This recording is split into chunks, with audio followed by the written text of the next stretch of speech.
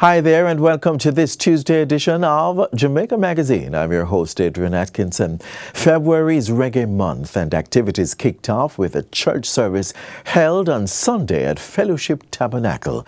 Be sure to download the Reggae Jamaica app for all the events that will be happening across the island, or visit the Ministry of Culture, Gender, Entertainment and Sports website and social media pages for more information. Jamaica Post is committed to being your preferred logistics partner. Enjoy the convenience of 3 to 5 days for international shipments at competitive rates and next business day delivery for local packages. Take advantage of our fast, reliable and ever-evolving services: zip mail, click and ship, fast track, EMS, parcel service, registered mail, corporate mail service and private letterbox. Access customer service support and track packages online. Visit our post offices island-wide and premium service centers at select locations. For more information, go to jamaicapost.gov.jm. Conditions apply.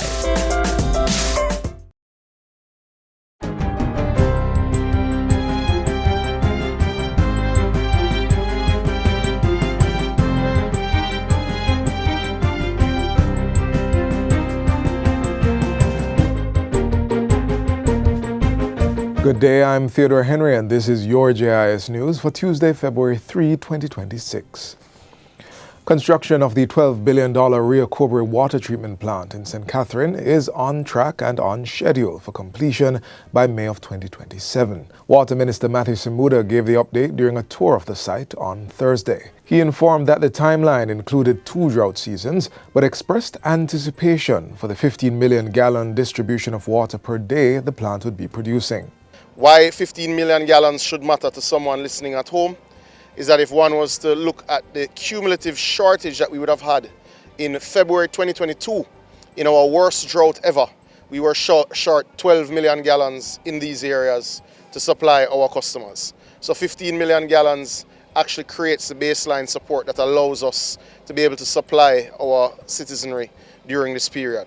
Minister Samuda added that while the plant would supply water to 3 parishes, persons living in proximity would not be left behind. As we would have committed and delivered in Pepper, in Runit, the community of Runit, which is home to the largest well in Jamaica, we did ensure that the citizens that lived in and around the plant that is being built there have been connected to water supply and are receiving reliable water supply. Mr. Samuda said the Rio Cobre water treatment plant was one of 5 such projects in the works that he believed would transform the water sector. Still on water, the commissioning of the Quarry Hill Pipeline Improvement Project on Thursday has further strengthened water distribution in the St. Catherine community. The $36 million development will provide potable water to approximately 2,000 residents in the Quarry Hill and Lakes Pen communities. At the commissioning, Minister of Water, Environment and Climate Change, Matthew Samuda, reminded the gathering of the government's commitment to its citizens. The Jamaican state, regardless of who is in government, regardless of who is in opposition, regardless of who is in charge of the Water Commission at any one point, made a commitment to its citizens a number of years ago. That commitment is called Vision 2030. That commitment said that regardless of who is in power, we are working to make sure that in 2030, every single citizen of Jamaica has access to potable water and indeed sanitation. In other news, work on the $660 million Greater Portmore Health Center expansion project is now 60% complete and is expected to be finished this summer. During a tour of the facility last week, Portfolio Minister Dr. Christopher Tufton said finishing works include installation of doors, windows and tiling.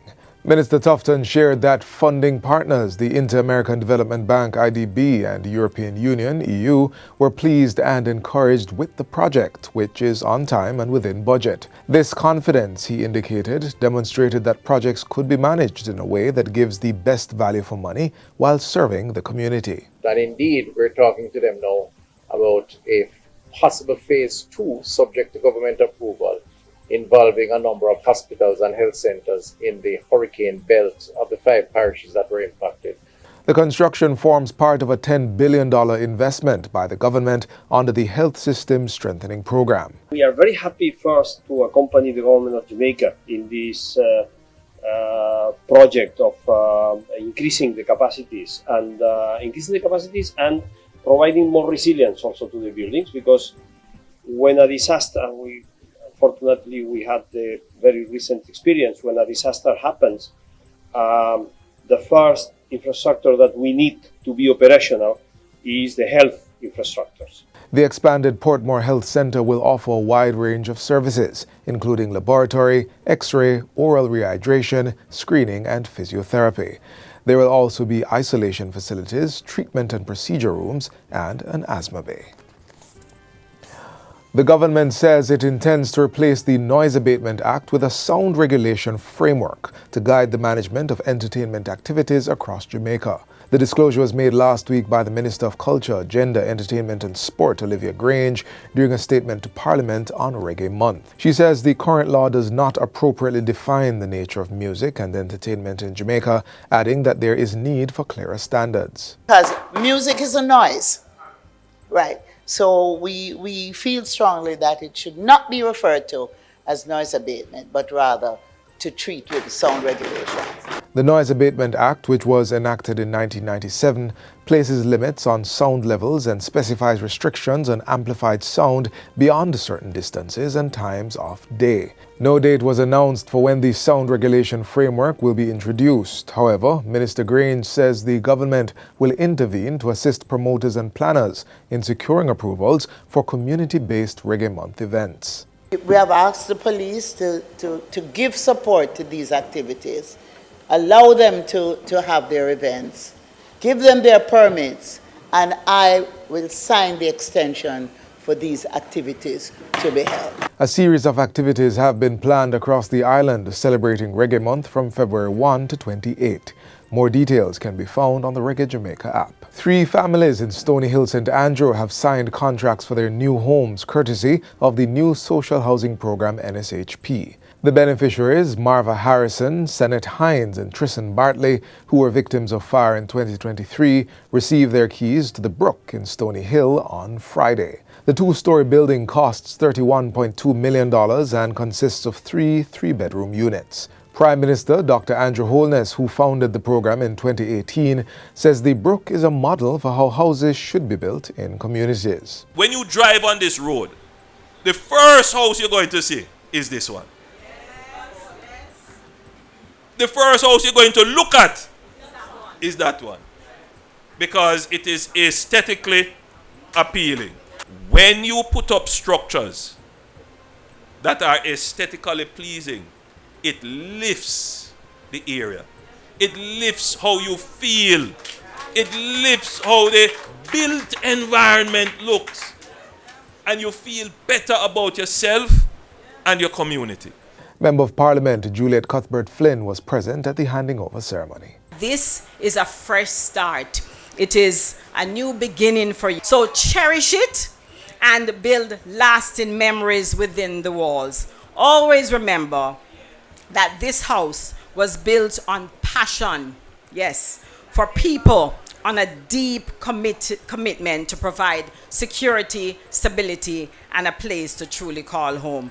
And finally, the Jamaica Fire Brigade says the full implementation of its fire management software stands among its major achievements for 2025. Commissioner Stuart Beckford says this marks a significant step in modernizing the operations of the brigade. This software will help us to do a number of things. Vehicle tracking, of course, we'll be able to store data in relation to building inspections, servicing of our vehicles, which is sometimes a bit tedious because previous to now, it was all manually done. Commissioner Beckford says the fire management software forms part of the brigade's broader strategy to strengthen operational readiness and enhance service delivery island-wide. In 2025, the Jamaica Fire Brigade responded to 21,699 emergency calls, representing a 13.7% increase over the previous year. Commissioner Beckford says of that number, 11,048 were genuine fire incidents, while 1,787 were malicious false alarms. And that's it for JIS News Today. I'm Theodore Henry.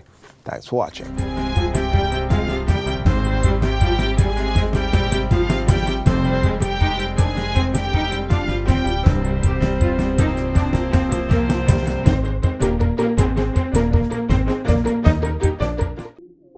Are you interested in buying land or property? Here are the steps you should follow. Step 1. Find out who is legally authorized to sell the property. Step 2. Ensure all property tax payments are up to date. Step 3. Consult an attorney at law who will guide you through the process and protect your interests. You can also use eLand Jamaica to check on matters pertaining to your property purchase. For more information, contact the National Land Agency at 876-750-5263 or 876-946-5263. Email asknla@nla.gov.jm or message us on WhatsApp at 876-418-5089. The National Land Agency. One agency, one goal to serve you better. From policy to people, the government is focused on uplifting and empowering Jamaicans everywhere. Let's get the latest.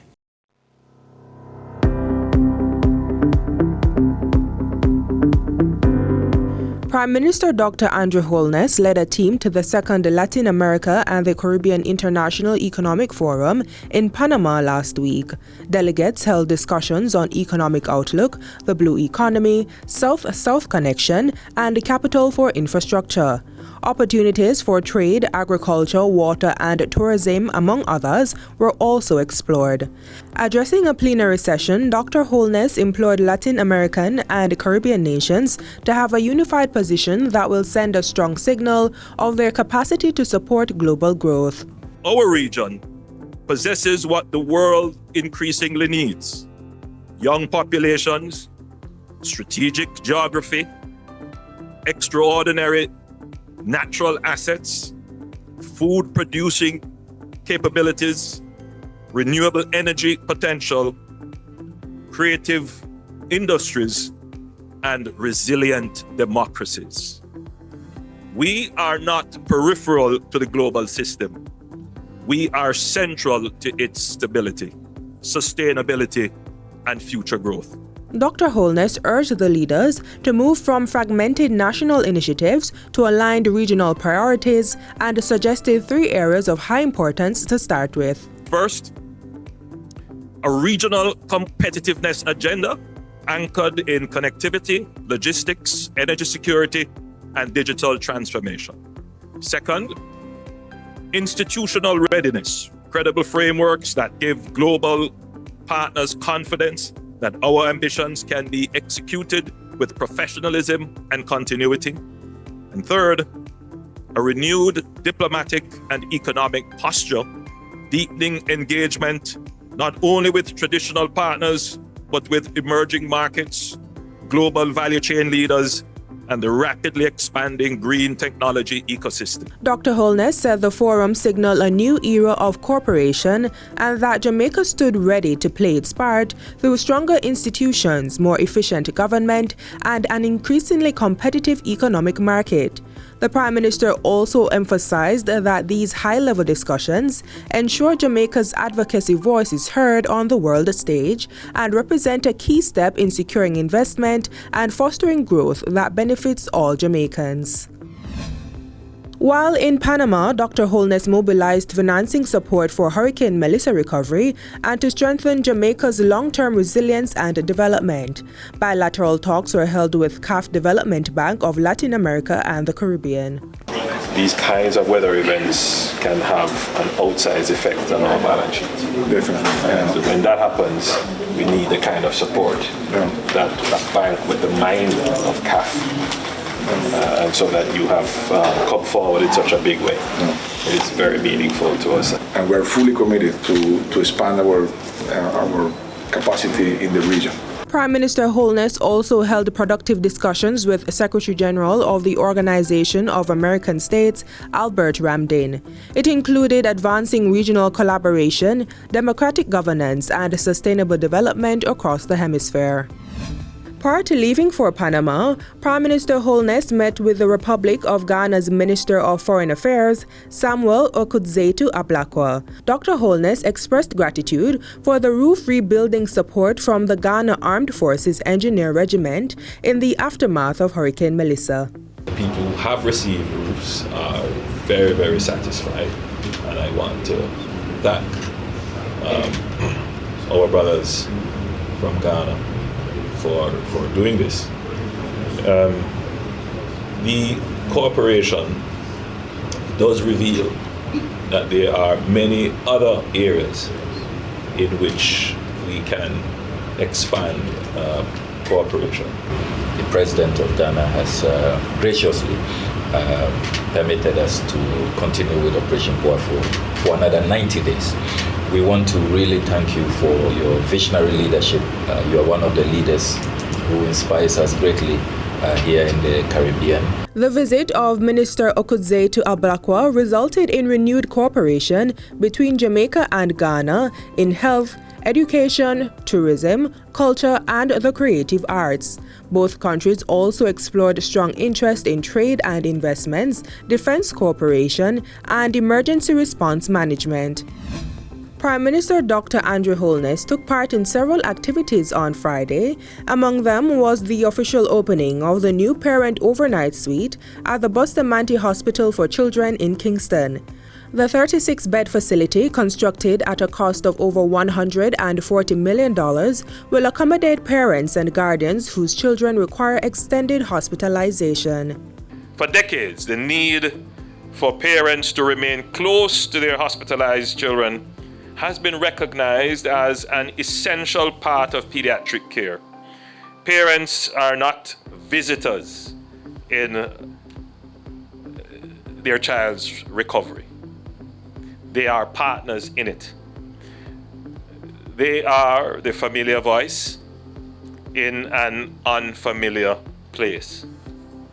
The reassuring touch in moments of fear. The steady presence that helps a child feel safe. Sometimes they are the medicine that no doctor can prescribe. Next, Dr. Holness journeyed to St. Elizabeth for the distribution of grants under the Restoration of Owner or Occupant Family Shelters ROOFs program. Already, the government has distributed 1,234 grants under the ROOFs program. And they have done this by direct transfers, meaning it has gone from the bank account of the Ministry of Labour and Social Security into the bank account of the 1,234 beneficiaries. And that process will just be ongoing. As we verify a bank account, we send you a text to tell you that it has hit your bank account.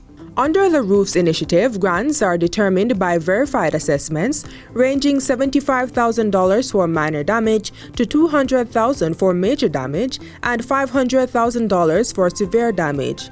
And finally, Dr. Holness delivered on the promise of shelters under the new social housing program NSHP.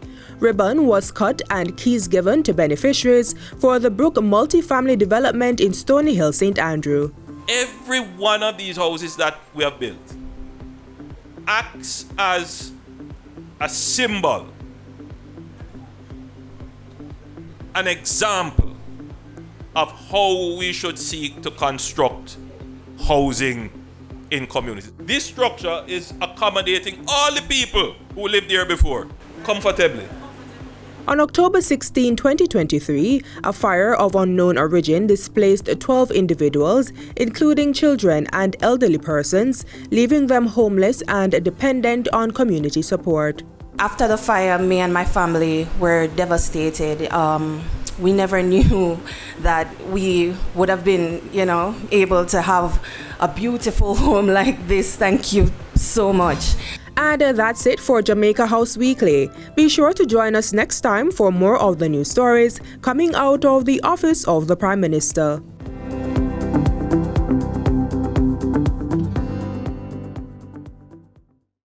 Think positively. Focus on the power of optimism and hope. The thoughts we nurture shape our attitudes, actions, and ultimately our lives. So, reflect on the good in your life. Thank you so much for staying with us right here on Jamaica Magazine. From content creation to tech-driven careers, the digital space is reshaping how Jamaicans create and earn. Let's now look back at last year's Creative Career Expo as we gear up for this year's edition.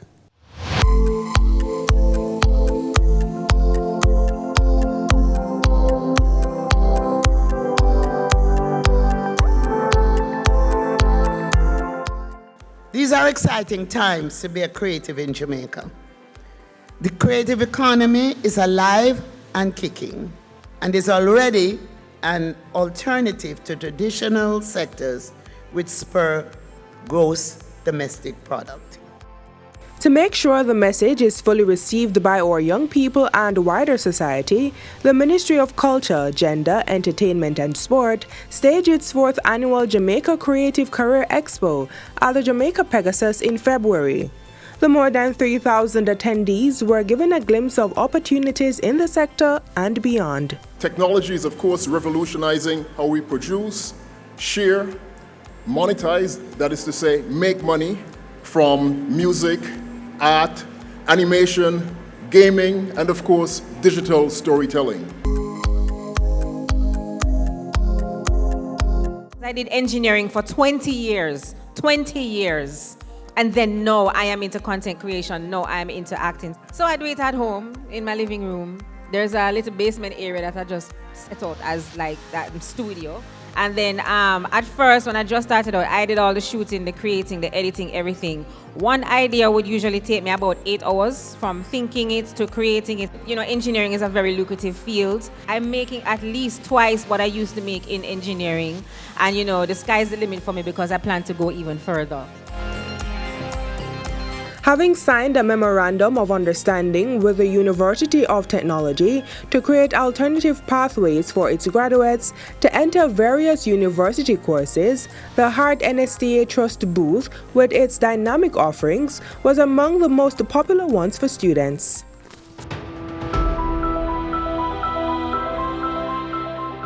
We will have programs such as graphic technology, animation. We also have coding and display. And these are the programs that are enabling things such as smart spaces, automation, and of course the digital efforts and technology to drive work and to improve productivity right across all the different sectors and the spectrum of the world. We also have today displaying our Vertex 360, which is for welding, and that's called virtual welding. And we are able to show you how you do welding without fire. And this is to develop the different techniques of weld so that the trainees can understand better how to master the craft before they actually go into the physical environment to carry out the work and to develop that mental capacity to execute the different techniques. He wants to get to learn a lot of things, learn new things, and also he wants to get to try other different technologies that they have here that he tried, like the virtual reality, the robotics, how they work, and a lot of different things. The overall presentation is really good by Hart Trust NCA and the NCT vet. That is excellent. And so the cybersecurity was very informative because the presenter was showing me that you can use these applications to find out what cybersecurity attacks are taking place right now. And she was also telling me about the offerings at Hart and what levels they're at and how are they free and accessible for students even like me who are not at the tertiary level as yet. So I think that the whole experience is just thrilling and it's really just a paradise for coders who are just beginning, yes. The main thing that fascinated me today upon entrance is the virtual reality Jamaica. Like, their suite is very, very nice. I went and experienced virtual reality, as stated before, and that was a very surreal experience, you know. Felt very augmented, as it should be, and that was really fun. Today, wow, exciting. I've been learning a lot of things that in line with my career. I'm thinking that I'm having an idea what the future looks like. It's my first time, and wow, this is really nice. First time at a hotel. I've been learning a lot of things. And then when I go back to school, I'm going to share that information with my friends, my schoolmates, my principal, my vice principal, so that they can get the information for the future. We're focusing on displaying all the emerging skills that are driving the relevant sectors for development in Jamaica and across the world.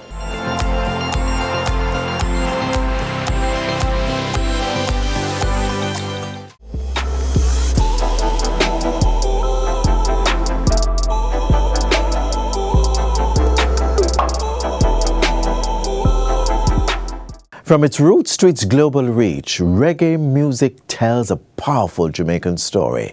Music producer Mikey Bennett takes us through a brief history in this reggae story. The music industry has been quite well documented, and to my recollection, it started more of an effort to play music that other people couldn't play than as an industry. So from where it started, from me, it started with sound system owners who wanted to remain exclusive, decided that the best way to do that was to, produce their own stuff. And people saw how important it was. Artists were, coming up. I think it was the birth of an industry.